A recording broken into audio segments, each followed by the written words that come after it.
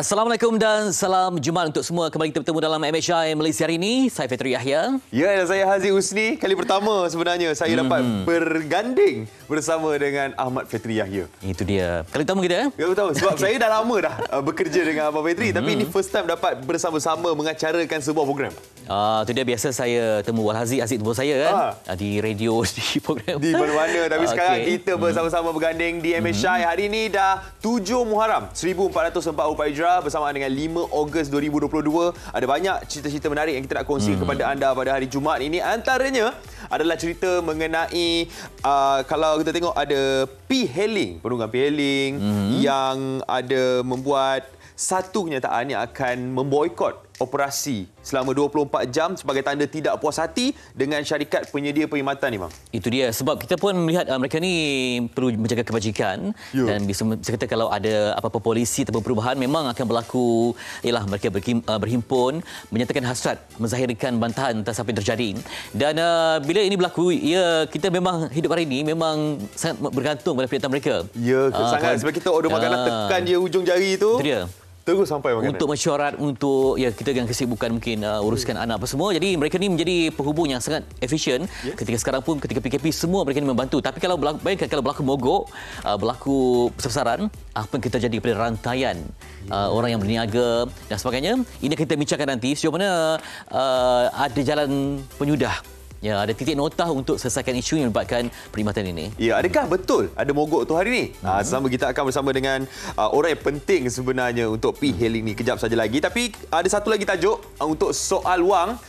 Kita ada cerita mengenai sejauh mana kepentingan pelaburan asing kepada ekonomi negara ni dalam negara kita ni. Foreign direct investment adalah satu perkara yang amat penting. Kita nak melangkah maju menuju negara yang betul-betul memanfaatkan segala keperluan, sumber yang baik, keteguhan ekonomi, pelaburan yang mantap. Jadi, apa mungkin halangan dan apa mungkin potensi yang ada pada Malaysia untuk terus menggenggam dan mencapai target yang diimpikan. Kita bincang nanti dalam soal wang setiap Jumaat di MHI. Alright, tadi kita ada cerita mengenai penunggang P-Hailing untuk penghantar makanan yang dikatakan akan mogok selama 24 jam hari ini. Dan ada juga katanya vendor-vendor pun ada yang nak sekali join untuk 24 jam tu boycott. Jadi kita nak tahu apa yang terjadi sebenarnya dan masihkah ada ruang perbincangan meja bulat bersama dengan mereka. Kita nak bersama dengan Encik Abdul Hakim Abdurrani yang merupakan naib Presiden Persatuan Penghantar P-Hailing Malaysia untuk menjelaskan situasi yang sebenar. Kita tak mahu spekulasi, tak mahu sebarang isu lain, dan kita nak mendengar sendiri daripada pengerusi ataupun naib presidennya sendiri. Di talian. Assalamualaikum Encik Hakim. Waalaikumsalam warahmatullahi wabarakatuh. Okey, Encik Hakim, sihat Encik Hakim? Alhamdulillah sihat. Ya, kita suara tenang tapi mungkin ada perkara yang sedang difikirkan. Baik, kalau kebimbangan itu pasti bagi pengguna yang memang bergantung harap kepada perkhidmatan P-Hailing. Jadi kalau orang bercakap tentang mogok, tentang boikot, tentang apa semua, yang terjadi sebenarnya apa yang ingin diberitahu kepada pengguna dan penonton pada hari ini? Silakan. Baik, Assalamualaikum warahmatullahi wabarakatuh. Terima kasih MHI atas jemputan kepada Persatuan Penghantar P-Hailing Malaysia. Okey, di peringkat Persatuan Penghantar P-Hailing Malaysia, kami ingin lahirkan sokongan pergerakan ini. Ia sebenarnya adalah kemuncak kekecewaan rakan-rakan penghantar P-Hailing apa yang berlaku dalam sektor ekonomi P-Hailing, iaitu di mana isu utama yang berlaku ketika ini apabila kadar upah bayaran perkhidmatan penghantaran mereka telah dipotong secara mendadak oleh syarikat-syarikat penyedia. Selain daripada isu-isu lain, insya-Allah saya harap gerakan ini dapat sedikit sebanyak membuka mata syarikat-syarikat ni lah. Jadi permasalahan ini berlaku pun adalah sebenarnya disebabkan tiadanya kementerian dan badan kawal selia yang khusus untuk mengawal sektor ekonomi ni, P-Hailing. Okay, di peringkat persatuan pula sepanjang 2 tahun lebih kami ditubuhkan, telah kami suarakan segala isu dan permasalahan serta cadangan-cadangan sebenarnya kepada pihak kerajaan, kementerian-kementerian dan juga agensi-agensi berkaitan. Dan pada tahun lepas juga sebenarnya telah kami lancarkan 5 tuntutan hak resolusi penghantar untuk pihak kerajaan perhalusi. Apa antara intipatinya, Cik Hakim? Dapat kita perhalusi lagi? Okey, pertama antara 5 resolusi itu adalah untuk mengiktiraf rakan-rakan penghantar ini sebagai pekerja gig ekonomi Yang di mana apabila kami telah diiktiraf sebagai pekerja, jadi insya-Allah di situ kami lihat kebajikan kami dapat dijaga oleh pihak-pihak syarikat lah dengan garis panduan yang dikeluarkan oleh pada pihak kerajaan.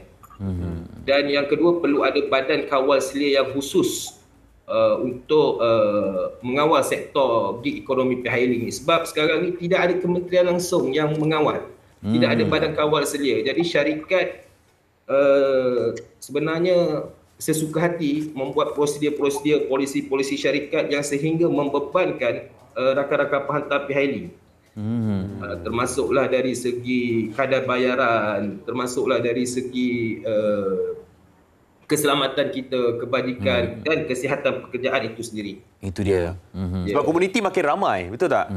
Ya, sebab dalam industri ni lambakan rider tu pun salah satu menyebabkan pendapatan rakan-rakan penghantar ini terjejas. Sebab tidak ada satu kawal selia yang kita lihat kalau di Facebook, okey, di website-website mereka mengeluarkan promosi-promosi untuk menjadi rakan penghantar dengan telah disensasikan ya, sampai ada berlaku macam gelombang peralihan, semua orang nak jadi macam kata penghantar ini.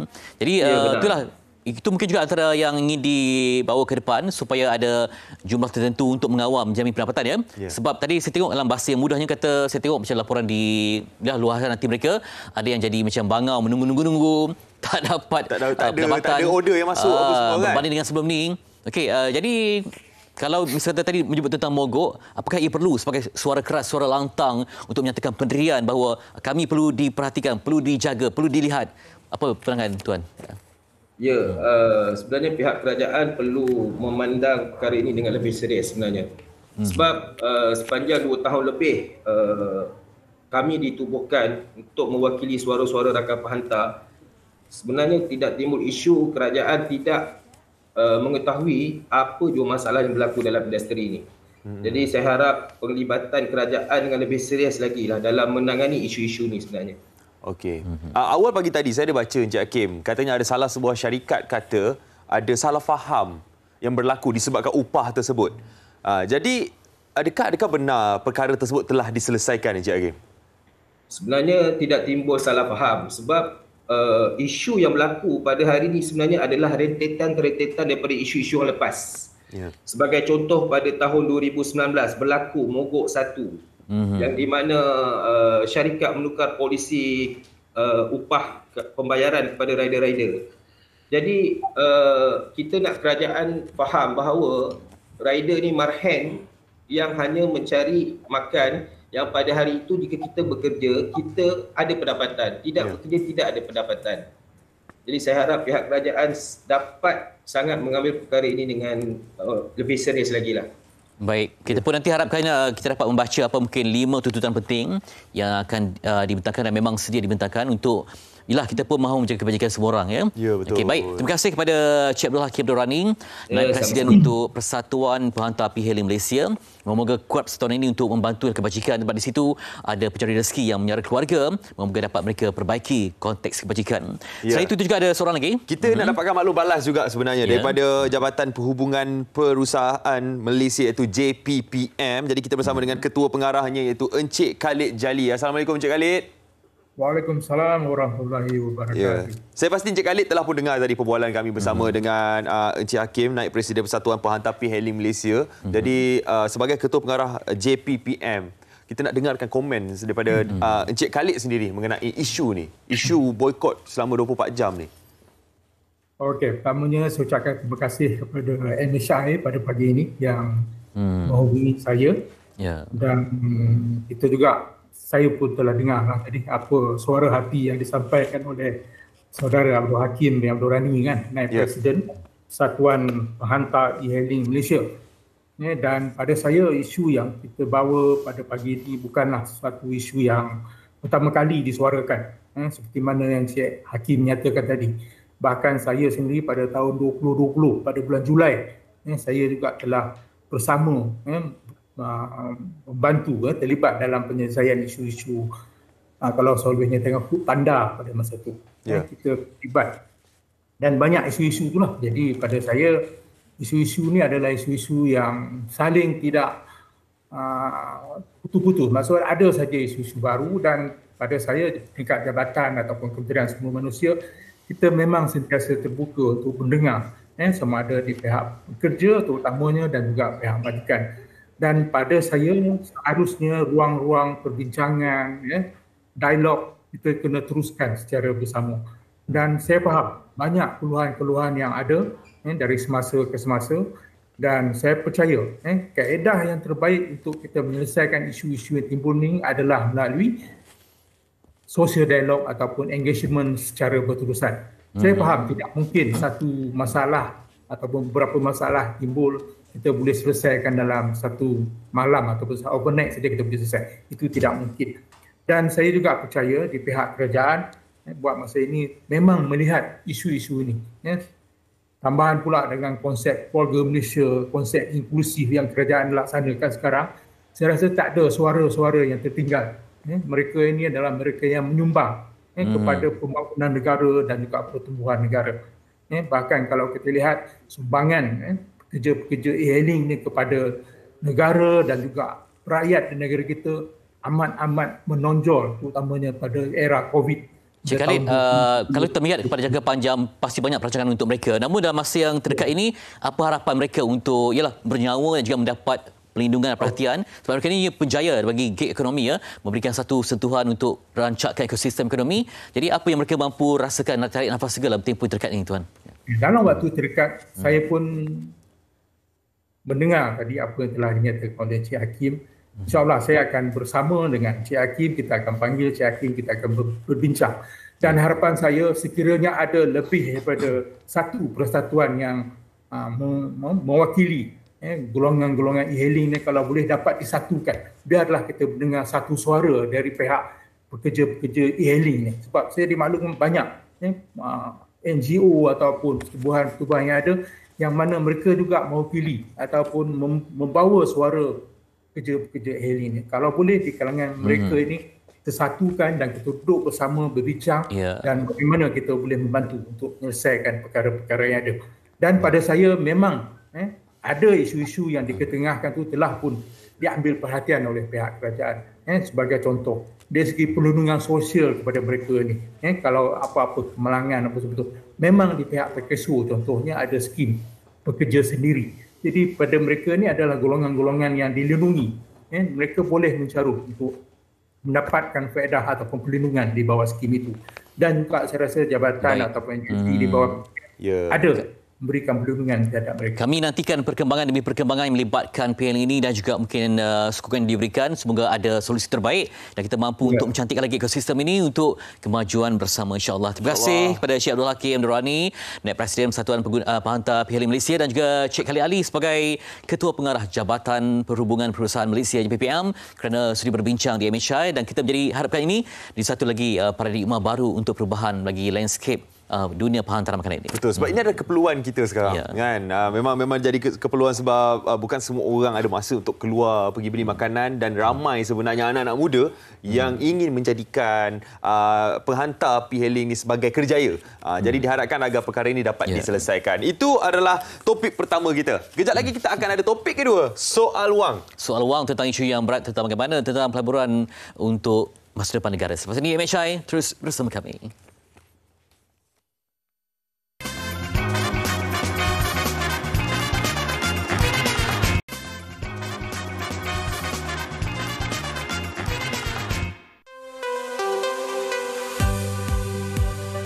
Pelaburan asing merujuk kepada syarikat asing yang melabur ke dalam syarikat domestik dengan tujuan memperoleh kepentingan di dalam operasi harian untuk mengembangkan strategi utama dalam pelaburan perniagaan. Pelaburan langsung asing FDI di Malaysia mencatatkan aliran masuk bersih 48.1 bilion ringgit pada tahun 2021 berbanding 13.3 bilion ringgit pada tahun sebelumnya. Pemulihan beransur-ansur ini berikutan kesan daripada pandemik COVID-19. Peningkatan ini didorong oleh aliran yang lebih tinggi dalam ekuiti dan dana pelaburan saham.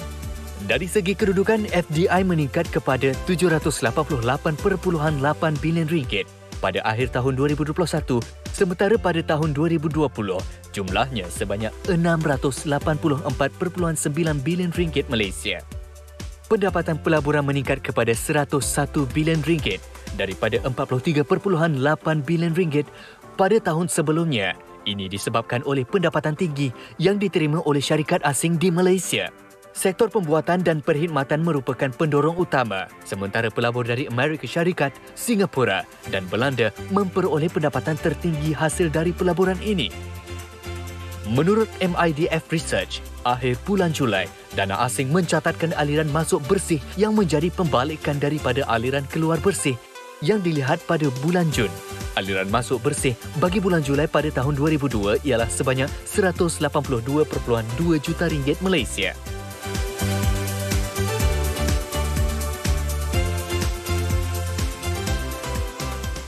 Sikit gambaran dalam soal wang pada pagi ini, tidak bercerita tentang kepentingan pelaburan asing terhadap ekonomi negara. Dan kalau kita melihat kepada laporan yang dikeluarkan, FDI di Malaysia mencatatkan aliran masuk bersih 48.1 bilion pada tahun 2021 berbanding 13.3 bilion pada tahun yang sebelumnya. Pembuatan perkhidmatan menjadi penyumbang utama kepada sektor ini. Dan laporan Bank Dunia 2021 menyatakan bahawa kemasukan pelaburan asing ke Malaysia berosot dengan ketara, dan laporan ini digunakan oleh pengkritik untuk menghentam kerajaan. Tetapi 12 bulan kemudian, laporan Milken juga menyatakan bahawa Malaysia telah berdaya saing dari segi FDI dan juga berbanding negara ASEAN yang lain. Dan secara ringkas, kita nak ingin melihat adakah Malaysia ini masih lagi menjadi tumpuan untuk merancakkan lagi pelaburan mereka. Saya nak bersama dengan Cik Wan Suhami Wan Muhammad Saidi, Ketua Pendidikan Ekonomi. Assalamualaikum. Waalaikumsalam warahmatullahi. Baik, tadi kita berikan hamparan mukadimah sebagai untuk melihat bagaimana FDI ini penting untuk negara. Namun berdasarkan kepada dengan gelombang COVID-19 dengan pelbagai lagi ledakan dalam sektor ekonomi ini, adakah Malaysia dilihat masih lagi menarik perhatian daripada sektor luar untuk melabur dan merancakkan lagi FDI di Malaysia ini? Jawapan senang, masih lagi lah. Sebab kalau pengkritik tu memanglah. Dan laporan Bank Dunia 2021 tu actually untuk 2020. Masa COVID masih rancak. So bukan saja Malaysia mengalami masalah aliran yang pengurangan aliran pelaburan, tapi malah di seluruh dunia pun mengalami masalah yang sama. So sama ada masih Malaysia atraktif di mata pelabur asing, jawapannya saya rasa yang saya dah jawab agak mudah. Cuma ada lagi perkara-perkara yang boleh diperbaiki dan dielokkan. Masih ada lagi room for improvement for Malaysia lah. Dan banyak cabaran, rintangan, halangan yang mesti diatasi lah. Masih lagi kita ada masalah COVID, impact daripada China, daripada US, sebabkan kenaikan mendadak interest rate kan. So semua ini adalah challenges. Bukan saja Malaysia mengalaminya, bahkan seluruh dunia malah. Tenaga kerja, sumber-sumber yang perlu digerakkan untuk membantu ekosistem berkenaan. Kerajaan selalu ada mengubah polisi. Malah dalam laporan Milken tu disebut bahawa fokus adalah di Asia Tenggara sekarang ni. So sebab kata apa, emerging market ataupun negara berprestasi pelaburan yang berdaya berkembang. So tiga faktor utama yang menyebabkan inflow ataupun aliran ke daerah, ke kawasan regional di sini adalah satu, menyebabkan peningkatan inovasi, perwujudan pekerjaan dan juga daya saing. Sebab itu adalah faktor utama dan menyebabkan Malaysia di atas rank nombor 1 adalah disebabkan sebelum ni kerajaan telah membuat perubahan dari segi struktur, dari segi polisi untuk melonggarkan sekatan-sekatan dan juga membuatkan satu mengubal dasar supaya membolehkan menyenangkan lagi aliran pelaburan asing. Jadi pasca pandemik ini kita melihat bahawa apa mungkin tumpuan pelabur asing untuk melabur di sebuah negara. Apa lagi yang mereka fikirkan? Mungkin ada faktor lain yang menyumbang, yang menggerakkan dan merancakkan lagi? Tentu sekali. Yang paling utama, Malaysia ini sebuah negara yang infrastruktur yang saya rasa paling di atas lah dari segi infrastruktur, jalan raya, highway, dari segi bekalan elektrik, air yang stabil, keselamatan, semua ini adalah ciri-ciri yang ditumpukan oleh pelabur asing sebelum mereka datang ke sini. Mungkin lagi satu faktor yang penting adalah kestabilan institusi keuangan juga yang penting, dan juga tak dapat tidak mereka juga akan melihat dari segi kestabilan politik. Ya. Dan di saat kita melihat perlu ada usaha yang agresif dan juga ruang pembaikan yang perlu ada. Jadi bagi negara kecil seperti Malaysia, kita melihat adakah kita tak boleh survive dengan hanya janaan ekonomi domestik semata? Jadi untuk terus kekal begitu. Jawapan mudah boleh, tapi kita nak mencapai tahap yang lebih tinggi dari segi peningkatan ekonomi. So kalau kita nak mencapai macam developed status kan, ataupun high income, negara yang berpendapatan tinggi, perlu ada aliran pelaburan jangka masa panjang atau FDI. Kita akan sebenarnya aliran pelaburan ni ada dua jenis. Satu yang jangka pendek dan jangka panjang. Kebanyakan kita tengok yang jangka pendek, macam masuk stok ataupun daripada yang masuk share. Tapi yang penting adalah untuk jangka masa panjang. So ini akan menentukan ke arah mana ekonomi Malaysia akan menuju dalam masa 5, 6 ke 10 tahun akan datang. Dari segi kita melihat peranan FDI dalam mata wang negara, macam mana itu? Mungkin ada kaitan yang rapat. Peranan memang rapat sekali sebab dia akan mewujudkan dari segi pekerjaan. Dan sebelum ni FDI kita ada evolusi dia begini. Kalau FDI dulu datang kita kerja kilang, right? Sekarang FDI kerajaan akan memantau jenis FDI yang masuk Malaysia. That means FDI yang masuk ni dia akan lihat dari segi bagaimana dia boleh meningkatkan lagi value add sektor pembuatan. So kita tak boleh lagi depend nak buat produk-produk yang simple apa. Kita kena naik ke arah yang lebih atas ya. Contohnya komponen-komponen elektronik atau circuit board yang lebih di produk teknologi untuk EV contohnya ya, untuk electric vehicle. So ke arah itu. So kalau dapat kita menarik pelaburan itu, jadi negara kita akan lebih mampanlah dari segi pertumbuhan ekonomi. Untuk menjamin FDI yang terus masuk, jadi untuk perlu juga memantau pergerakan keluar dana asing ya. Macam mana itu akan dapat berlaku supaya terus Sebenarnya tak ada cara lain untuk mengekang aliran keluar. Yang penting adalah kebolehan negara itu untuk memastikan pelaburan yang masuk tu kekal selama mungkin. Dan kalau lebih baik mereka akan menambah pelaburan dalam masa tahun. Contohnya company Intel di Pulau Pinang. Mereka dah base di sini dah hampir 30 lebih tahun. Dan mereka masih lagi invest. Tapi ada juga company-company yang besar yang telah keluar dari Malaysia, macam Western Digital dan sebagainya yang buat hard disk tu, dia pergi ke negara-negara yang kosnya lebih rendah untuk ni. So sebab itu pentingnya kita ada pelaburan yang continue to invest, yang melabur dan meningkatkan lagi inovasi. Lagi satu yang pentinglah peralihan teknologi. Ya, itu penting. Ya, itu yang akan memastikan Malaysia akan kita kena cepat ikut flow apa yang berlaku. Apa mungkin perlu ditambah hub-hub tertentu untuk menjadikan ia satu hub yang penting. Contohnya macam tadi Tuan sebutkan di Pulau Pinang, ini teknologi punya ni. I think sekarang ni kerajaan ada digital economy kan, polisi. Banyak hub-hub telah dirancangkan. Dan yang penting adalah bagaimana kita menarik mereka datang ke sini, right? Mungkin ada insentif. Contohnya mungkin dari segi cukai, zon bebas. Ini semua basic, tapi yang penting saya nak beri tumpuan sini adalah pentingnya kita cari yang berkualiti tinggi dan boleh memberi pekerjaan yang bertaraf tinggi, yang highly skill untuk graduan Malaysia. Dan ini pasti mewujudkan satu ekosistem yang mantap. Dan akhir sekali mungkin juga keputusan PRU15 nanti memberikan juga corak dan landscape pelaburan itu dari segi mendapatkan kepercayaan pelabur asing untuk masuk ke Malaysia, tuan. Itu soalan cepu emas. Memang yang penting adalah kesinambungan polisi. Itu yang mereka lihat. Dia tak kira siapa kerajaan mana yang masuk, kepimpinan mana.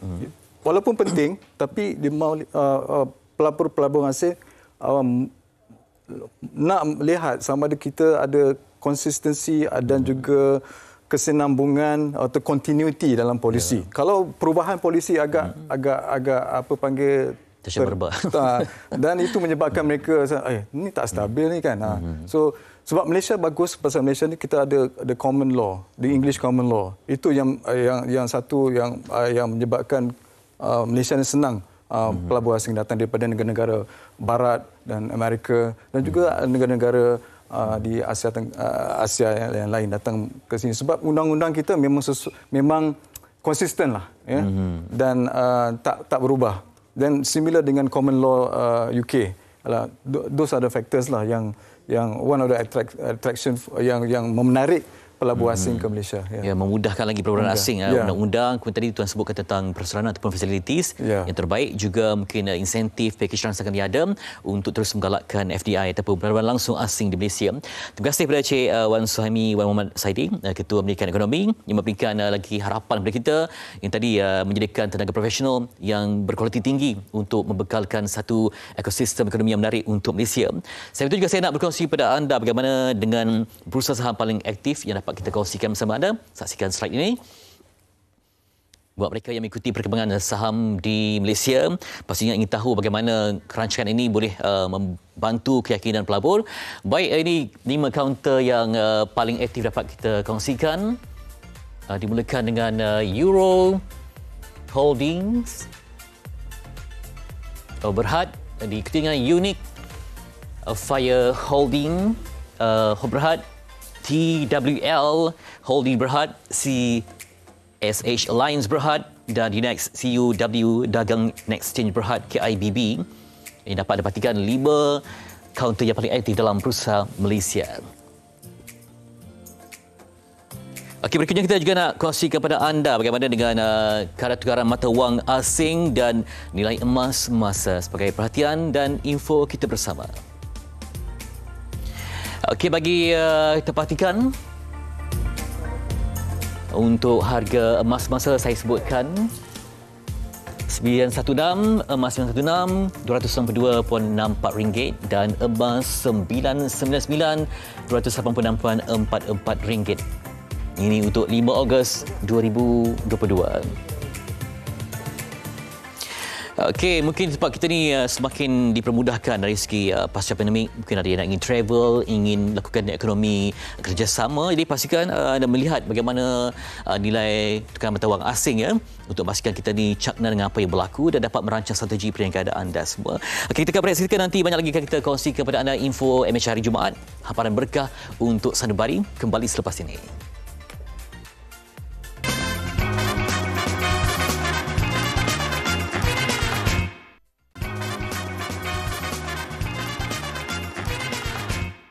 Saya berbangga dapat bersama-sama membantu membina Masjid Nurul Islamiah Sungai Chio, Rawang. Infak anda bukan saja akan disalurkan untuk pembinaan semula Masjid Nurul Islamiah Sungai Chio, Rawang, tetapi infak anda juga akan disalurkan ke dana pembinaan dan pengurusan Ma'had Tahfiz Sains Fatimah Az-Zahra Gombak. Fastabiqul khairat. Masih dalam bulan Muharram.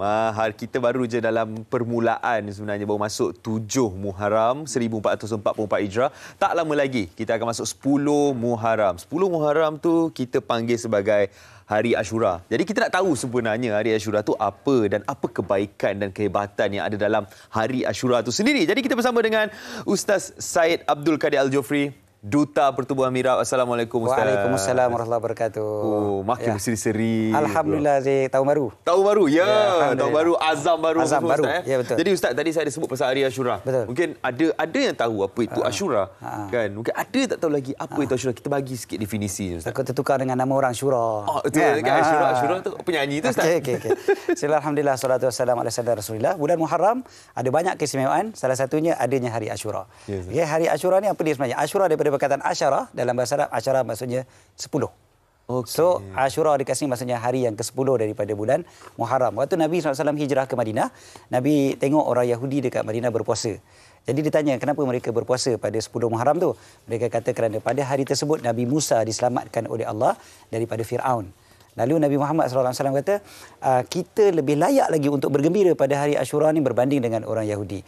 Sebab Nabi Musa dengan Nabi Muhammad SAW mempunyai akidah yang sama. Yeah. Jadi sama-sama mereka menyambut hari Asyura tu sebagai mensyukuri nikmat Allah Subhanahu Wa Taala. Okey, kemudiannya ada puasa hari Asyura. Puasa Asyura ni sebenarnya puasa yang disebutkan oleh Nabi SAW menghapuskan dosa setahun yang terdahulu. Wow. Jadi besar. Cuba kita budayakan sikit puasa hari Asyura ni. Maksudnya kalau kita jumpa member hari Isnin ni, hari Isnin hari Asyura pagi Isnin tu kalau member ajak jom mengetih kan, sarapan sikit, kita cakap oi Asyura oi. Itulah join puasa. Kan. Dia tanya Asyura mana pula ni? Kan? Tak, hari Asyura kan.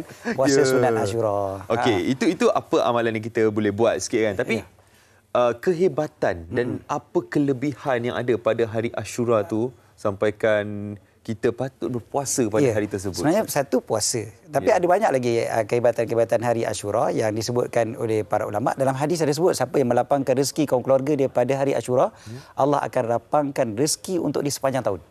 Wow. So kita dengar tadi perbincangan tentang ekonomi kan, macam-macam benda kita kena buat strategi. Pelaburan macam-macam. Ni antara pelaburan yang beruntung sebenarnya, iaitu kita belanja lebih sikit untuk kaum keluarga kita pada hari Asyura.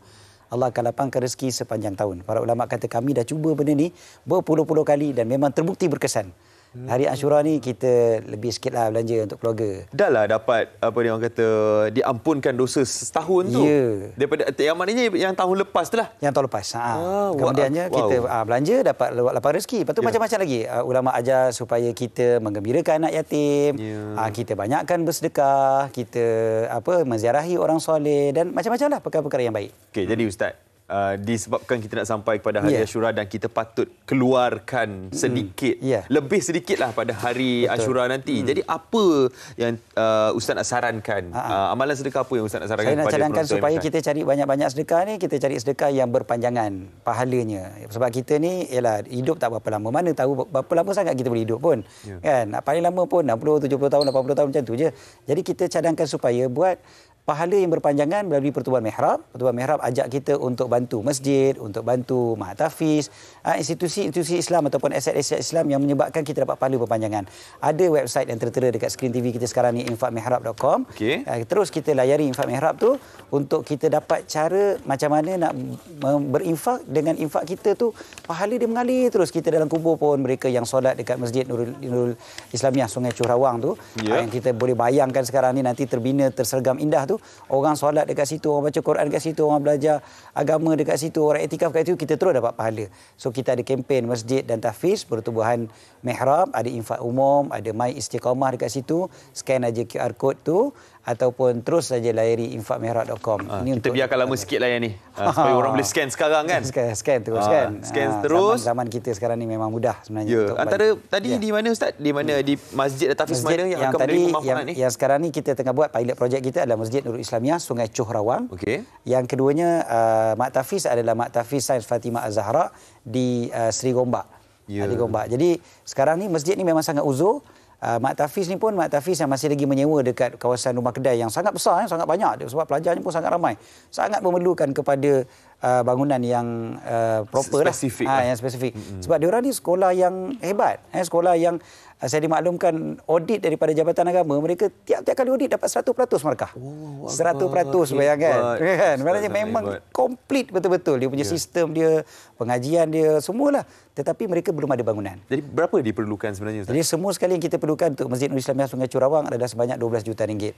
Yang kita baru kumpul dalam 3 ke 4 juta aja.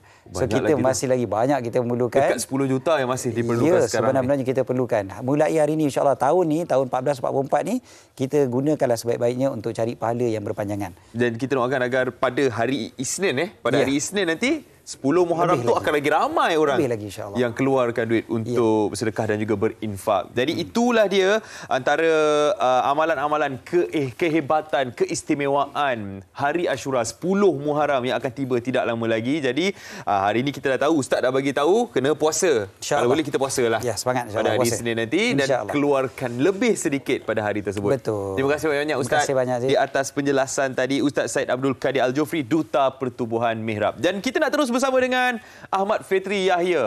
Nak cerita pasal kalau tadi kita keluarkan duit untuk bersedekah, ni pinjaman pula. PTPTN. Jom kita bersama dengan Ahmad Fitri Yahya. Terima kasih Aziz. Kita nak berbincang tentang 25 tahun cemerlang menukar masa dan ini merujuk kepada Perbadanan Tabung Pendidikan Tinggi Nasional PTPTN. Saya bersama dengan Ketua Eksekutifnya Cik Ahmad Dasuki Abdul Majid. Assalamualaikum Tuan. Assalamualaikum. Okey, baik. 25 tahun lama ya? Ya. Asri Fakuan Tuan Sri pun 24 tahun dengan PTPTN. Bermaksud dah tahu pergerakannya, perjuangannya, perkembangannya. Macam mana melihat tempoh ini adalah satu tempoh yang matang. Sama seperti itu tentang sejarah bagaimana kita mewujudkan PTPTN untuk membantu pelajar. Silakan. Okey, terima kasih Fitri. Kalau kita lihatlah pada 3 Julai yang lalu, 3 Julai 2025 merupakan genapnya 25 tahun 1 Julai 2025. 1 Julai 2022 genapnya 25 tahun PTPTN. Kita ditubuhkan pada 1 Julai 1997. Dan satu masa yang lama lah, satu kematangan satu organisasi pada sebenarnya 25 tahun. Dan kalau kita lihat adalah dulu kita beroperasi di Wisma Aceh Serdana. Kalau pelajar-pelajar di luar sana yang masih ingat lagi, ramai yang datang ke pejabat kami di Wisma Aceh Serdana di Bukit Damansara sana untuk pelbagai urusan PTPTN. Dan alhamdulillah setelah kita berada di sana dan pada tahun 2012 PTPTN telah membuka, melebarkan lagi cawangan-cawangan di negeri.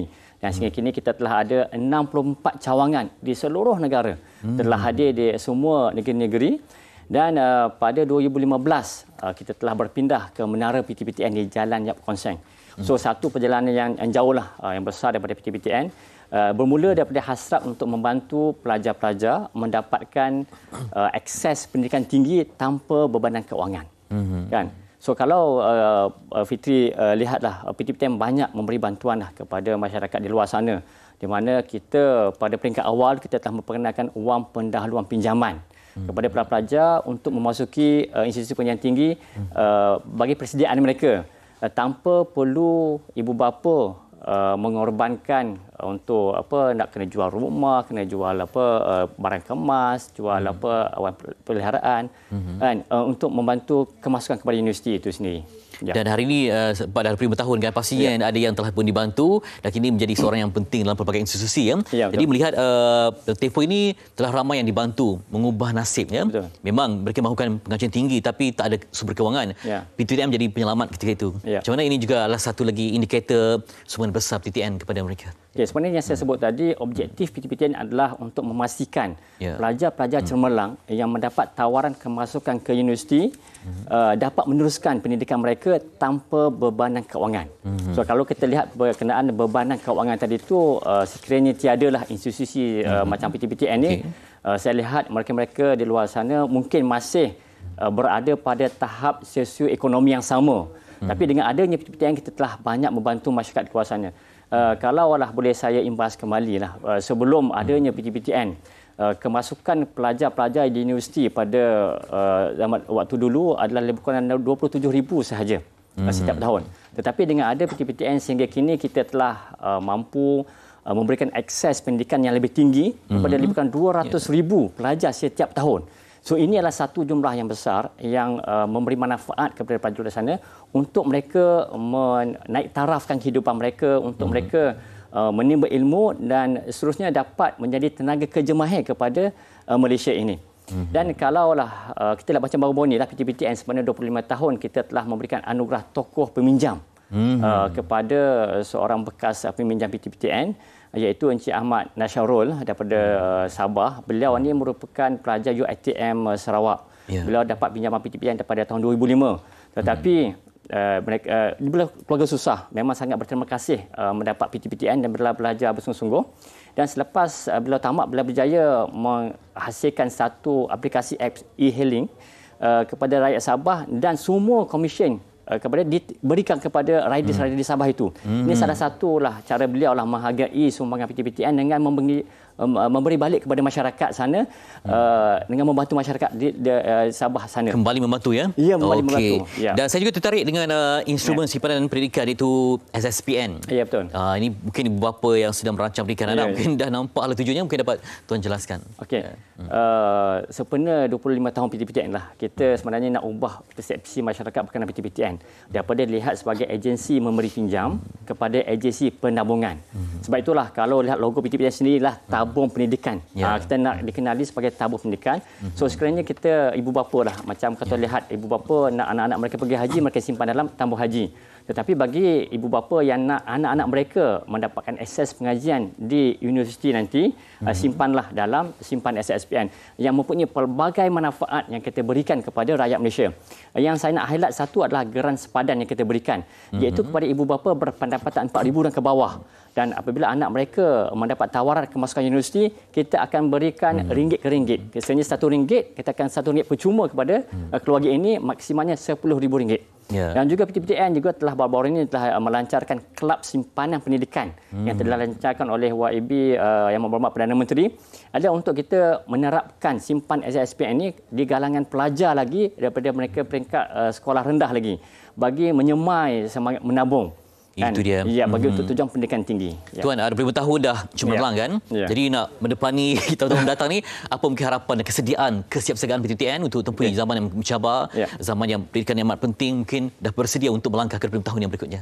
Okey, di kesempatan ini juga saya nak ambil ruang sebenarnya 25 tahun PTPTN lah. Kita banyak dibantu oleh bekas-bekas peminjam yang membayar balik pinjaman. Kan, saya ingin mengucapkan terima kasih walaupun baru ini dalam tempoh Covid kan, kita telah memberikan pengecualian moratorium, tetapi masih ramai yang membantu membayar balik pinjaman PTPTN. Ini memang satu perkara yang kita sangat hargailah. Terima kasih kepada peminjam dan teruskan membayar balik pinjaman PTPTN kepada mereka yang telah dapat pekerjaan, yang telah berjaya, alhamdulillah, telah masing-masing telah mendapat pekerjaan. Bantulah dengan balik untuk generasi akan datang. Dan kepada ibu bapa di luar sana yang mencari-cari lagi pakej simpanan terbaik, teruskan menyimpan, bukalah akaun dengan simpan SSPN, boleh buka melalui aplikasi mobile apps PTPTN, My PTPTN. Semua maklumat-maklumat boleh didapat dari sana dan teruslah menyokong PTPTN. Dan insya-Allah kita akan teruskan memberikan perkhidmatan yang terbaik kepada masyarakat di luar sana bagi memastikan masyarakat mendapat manfaat yang ditawarkan oleh kerajaan kepada rakyat Malaysia semua. Itu dia ucapan yang bernas, harapan yang menggunung daripada Tuan Ahmad Rizki Abdul Majid, merupakan Ketua Eksekutif Perbadanan Tabung Pendidikan Tinggi Nasional, untuk membantu ramai di luar sana untuk mendapat pendidikan yang berkualiti dan juga dapat kembali memberi demi ekosistem yang terbaik dan juga ilmu yang berterusan. Sekali lagi terima kasih. Terima kasih Fitri. Okey, nanti dengan cerita Haziq Nak Rio, kenapa pula ya? Ada cerita apa tu nanti yang dia mensyai? Terus bersama kami di Hamparan Ilmu kembali selepas ini.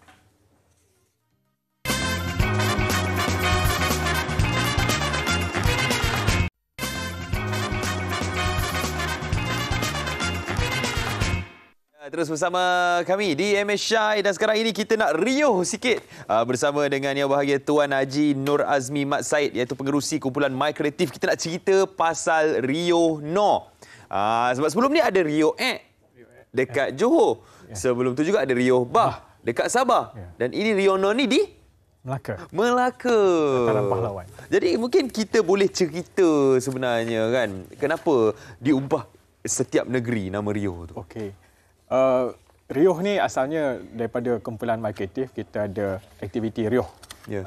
Sebelum ni lah kita anjurkan Rioh. Rioh ni kita di mana kita kumpulkan penggiat-penggiat industri kreatif, sama ada dari sudut barang-barang tradisi ataupun barang-barang kreatif.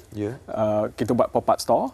Kemudian kita ada yang daripada culinary, mungkin menjual makanan-makanan ikut culinary negeri ataupun kawasan tradisi ke. Dan kita ada juga persembahan performance art. daripada independent musician, independent artist dan juga persembahan artis-artis yang ternama pun ada. So, jadi itu yang kita asalnya RIOH tu sebegitu. Kemudian selepas kita telah melalui pandemik sebelum ini, pada sebelum pandemik sumbangan industri kreatif masa tu dalam lebih kurang 1.9% kepada GDP. Jadi apabila berlakunya pandemik, boleh dikatakan 97% penggiat industri kreatif ni terkesan. Betul. Dan ada yang sampai 70% tu memang hilang punca pendapatan. So jadi untuk melihat situasi ini dan juga dalam rancangan Malaysia ke-12 di mana industri kreatif telah diangkat sebagai satu industri yang telah dikesan untuk sebagai penyumbang utama kepada ekonomi negara. Yeah. So jadi di situ kita ada satu sudut industri kreatif yang terkesan dan juga perlunya industri kreatif ini dibangunkan sebagai satu sumber ekonomi pada negara. Jadi di Menteri Kementerian Komunikasi dan Multimedia melihat aktiviti RIOH yang selama ini kebanyakan di KL diperluaskan ke seluruh negara dan itu dihasilkan RIOH Keluarga Malaysia. Yeah. So jadi RIOH Keluarga Malaysia ni kita ada 14 tempat yang kita telah perlu anjurkan dan setakat ini kita dah anjurkan di 2 tempat iaitu di Air Hitam RIOH X, kemudian di Kota Kinabalu RIOH Bah dan sekarang di Melaka RIOH Noh. RIOH Noh. RIOH Noh. So itu ikut dialek lorat dekat negeri itulah. Ya. Lain negeri kita pergi mungkin kita akan lain dia punya ni lah. Excited saya nak tengok dekat negeri-negeri lain juga apa yang akan dipanggil RIOH tu nanti. Tapi mungkin tadi tuan ada cerita RIOH ni adalah untuk industri kreatif Malaysia. Tapi adakah usaha ini diiktiraf sendiri oleh rakyat dan juga pemain industri itu sendiri tuan? Yes.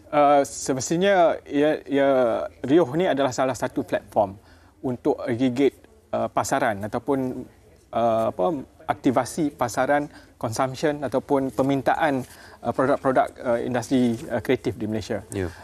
Kita melihat macam industri kreatif ni yang kita lihat pertama sama ada dari sudut performance art ataupun seni persembahan, seni visual, lukisan apa semua. Kemudian mungkin dari sudut passion, culinary, literature, dari sudut content, filem, drama, TV, advertising dan juga design, produk-produk design. Ini adalah industri kreatif yang kita memang besar. So jadi kita daripada sejak penubuhan My Creative Ventures, kita telah memberi bantuan sejumlah lebih kurang 447.7 juta kepada 949 penggiat industri kreatif. Jadi itu sumbangan yang kita nampak dan pihak pemain industri kreatif pun faham apa peranan My Creative.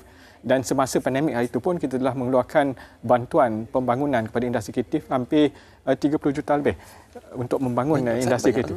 Ya, sebab kita nak membangunkan industri itu. Yeah. Sebab kalau kalau di negara-negara luar kita buat benchmark, contohnya macam Korea. Korea dia lebih menekankan kepada, kita tahu filem-filem Korea, drama-drama Korea yang mana hasilnya pulangan balik kepada Korea adalah dari sudut industri pelancongan.